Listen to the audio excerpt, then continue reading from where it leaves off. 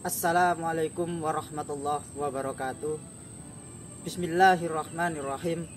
Alhamdulillahirabbil alamin. Wabihi nasta'in wa ala umurid dunya waddin. Wassalatu wassalamu ala asrofil anbiya'i wal mursalin Sayyidina Muhammadin wa ala alihi wa sahbihi wa barik wa sallim. Qala rabbi srahli sadri wa yassirli amri wahlul uqdatam min lisani yafqahu qawli. Amma ba'd. Yang saya hormati seluruh jajaran Dewan Juri PC Got Talent IPNU IPPNU Kabupaten Gresik, dan tak lupa pula seluruh rekan dan rekanita peserta PC Got Talent IPNU IPPNU Kabupaten Gresik dari cabang Lomba Orasi Ilmiah yang sangat saya banggakan. Pertama-tama, marilah kita panjatkan puja dan puji syukur kita kehadirat Allah Subhanahu wa Ta'ala, karena beliaulah yang telah memberikan kita rahmat berupa kesehatan lahir dan batin sehingga kita bisa hidup sampai detik ini. Kedua kalinya, sholawat serta salam tetap kita junjungkan kepada Nabi Agung kita, Nabi besar Muhammad Sallallahu Alaihi Wasallam, karena beliaulah yang telah memberikan kita petunjuk dari jalan yang gelap menuju jalan yang terang benderang, yakni agama Islam. Rekan dan rekanita sekalian, sebelum saya menyampaikan orasi saya, izinkan saya untuk memperkenalkan diri terlebih dahulu. Perkenalkan, nama saya Maf'alul Mukhalaki, biasa dipanggil rekan Luki, dari pimpinan ranting IPNU Banyu Urip Ujung Pangkal. Rekan dan rekanita sekalian, dalam orasi kali ini izinkan saya untuk mengubah kata rekan dan rekanita khusus untuk orasi ini, mengingat apa yang akan saya sampaikan pada kesempatan kali ini menyangkut kepada seluruh kader-kader muda, generasi-generasi muda NU yang ada di Sabang sampai Merauke. Oleh sebab itu, izinkan untuk mengubah kata rekan dan rekanita menjadi pemuda-pemuda seluruh tanah air atau generasi-generasi muda tanah air di Indonesia. Generasi muda dan pemuda-pemuda di seluruh Indonesia, kita tahu Nahdlatul Ulama adalah salah satu organisasi masyarakat keagamaan terbesar yang ada di Indonesia. Oleh sebab itu, kader-kader muda NU dan generasi muda NU akan menjadi pemimpin-pemimpin besar, mulai dari tingkat RT, RW, kepala desa, bupati, gubernur, bahkan presiden. Kita semua tahu, cita-cita pada 100 tahun Indonesia merdeka, tahun 2045, Indonesia akan digadang-gadang menjadi negara dengan kekuatan terbesar dan kembali menjadi macan Asia. Cita-cita mulia dari pemerintah saat ini ditujukan pada tahun 2045. Dan jika kita total lihat dari segi umur, kita sebagai generasi milenial, generasi muda NU saat ini, 2045 adalah waktu di mana kita sebagai generasi yang saat ini akan mengisi jabatan di 2045 menjadi orang-orang hebat, pemimpin-pemimpin besar bangsa. Dan kita tahu, generasi muda NU yang merupakan generasi yang ditunjukkan, yang dibibit, yang ditumbuhkan sebagai generasi yang militan, sebagai generasi penerus bangsa. Saya berani dengan tegas mengatakan bahwa pemimpin-pemimpin bangsa saat ini adalah pemimpin-pemimpin yang kekurangan terhadap kejujuran. Sangat disayangkan memang. Saya berani dengan tegas mengatakan bahwa Indonesia saat ini tidak lagi membutuhkan orang-orang pintar, tidak lagi membutuhkan orang-orang yang memiliki gelar panjang, tidak lagi membutuhkan orang-orang yang memang sudah punya gelar yang gelarnya jauh lebih panjang daripada namanya. Tapi proyek besarnya adalah Indonesia kekurangan orang-orang yang jujur. Buktinya apa? Angka korupsi masih sangat tinggi.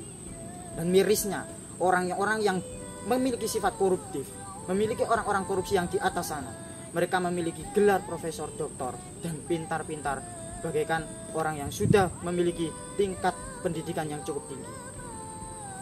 Oleh sebab itu, kita sebagai generasi NU, generasi muda NU, kader-kader muda NU, harus berani terus untuk memproklamirkan 4 prinsip dasar dari NU: at-ta'awun, at-ta'awazun, at-tasamuh, dan juga amar ma'ruf nahi munkar.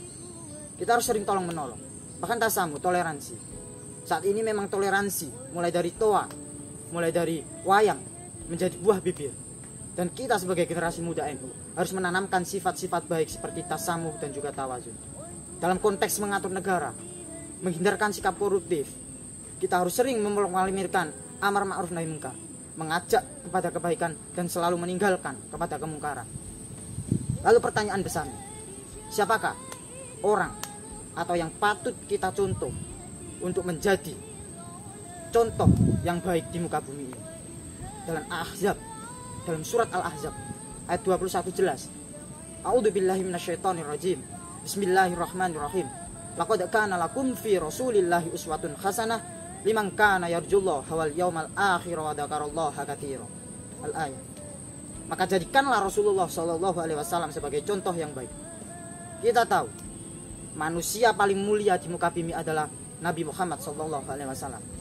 Kita sebagai orang Muslim, kita sebagai generasi muda NU tidak ada alasan untuk tidak menjadikan Nabi Muhammad sebagai contoh uswatun hasanah, contoh yang baik.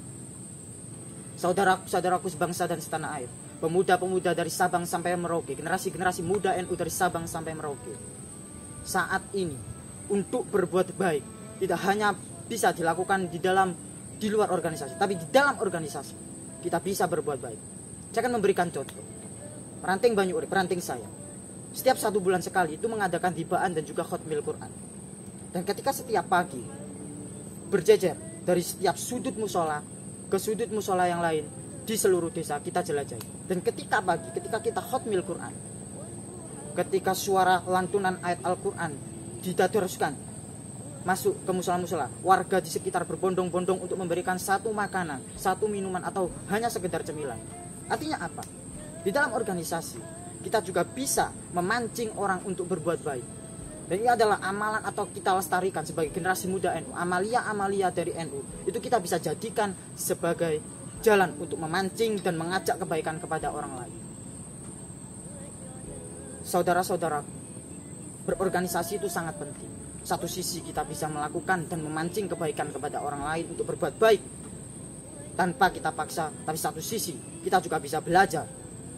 Kita pada saat sekolah dasar atau pada saat kita kelas madrasah ibtidaiyah, kita tahu di dalam pelajaran ilmu pengetahuan sosial bahwa manusia adalah makhluk sosial.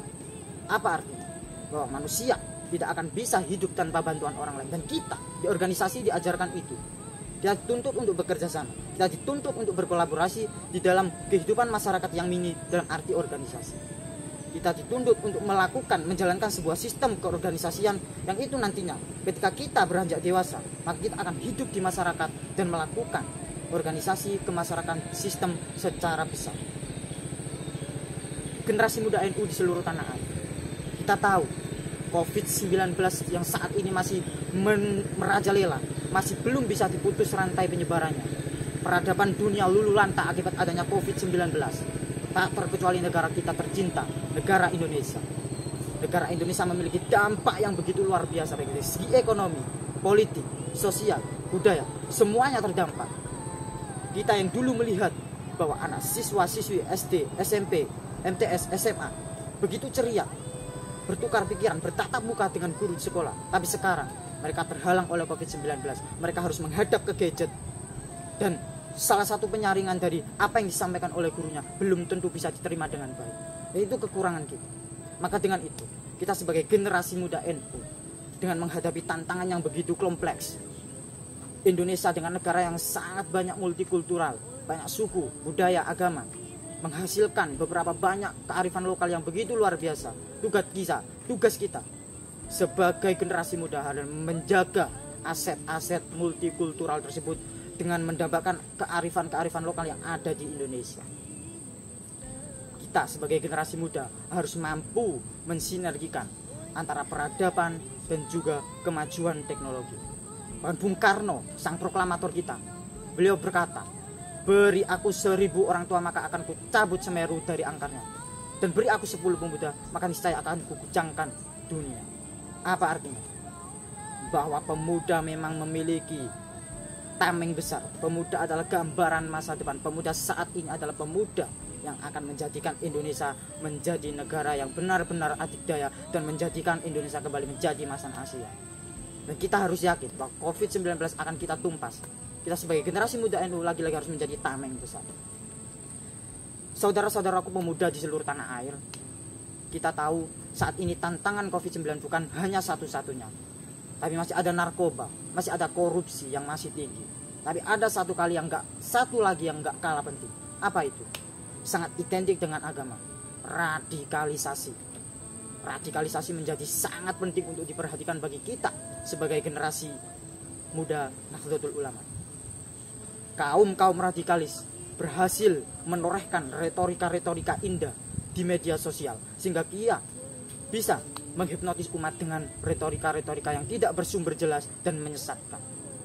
Maka lagi-lagi saya tegaskan, kita sebagai generasi muda NU harus sepakat bahwa teknologi menjadi sasaran penting bagi kaum radikalis.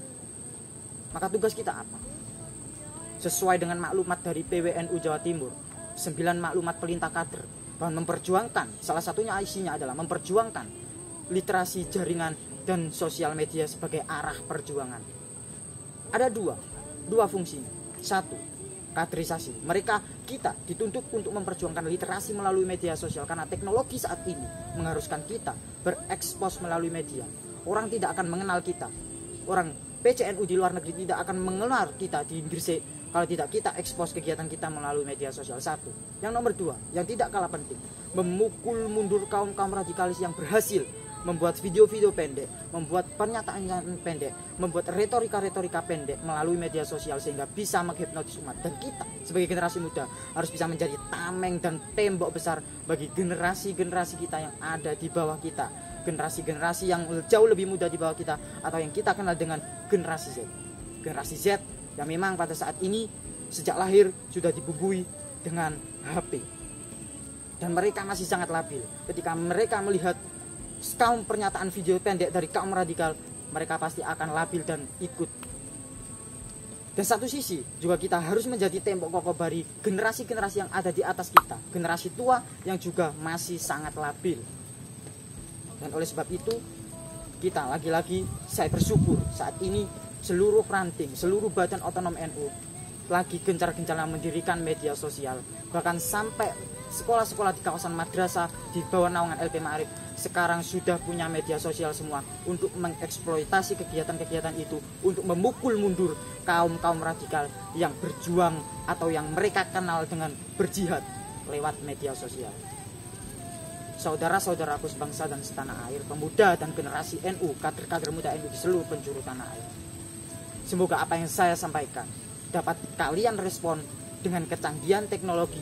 Mari kita bersama-sama memukul mundur, mengajak orang berbuat baik, mengajak orang berorganisasi, dan mengajak orang untuk meninggalkan segala kemungkaran, dan mengajak orang memukul mundur segala bentuk radikalis yang ada di Indonesia.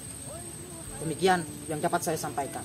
Semoga bermanfaat dan berhasil membuat kita tegak berdiri sebagai generasi muda NU untuk terus berjuang dan berkhidmat di NU. Salam pemuda, salam generasi muda, salam kebaikan, salam torak radikalisasi, dan salam untuk seluruh IPNU dan IPP NU di seluruh penjuru tanah air. Salam 3B, belajar, berjuang, bertakwa. Saya Maf'alul Mukhalaki pamit undur diri. Assalamualaikum warahmatullahi wabarakatuh.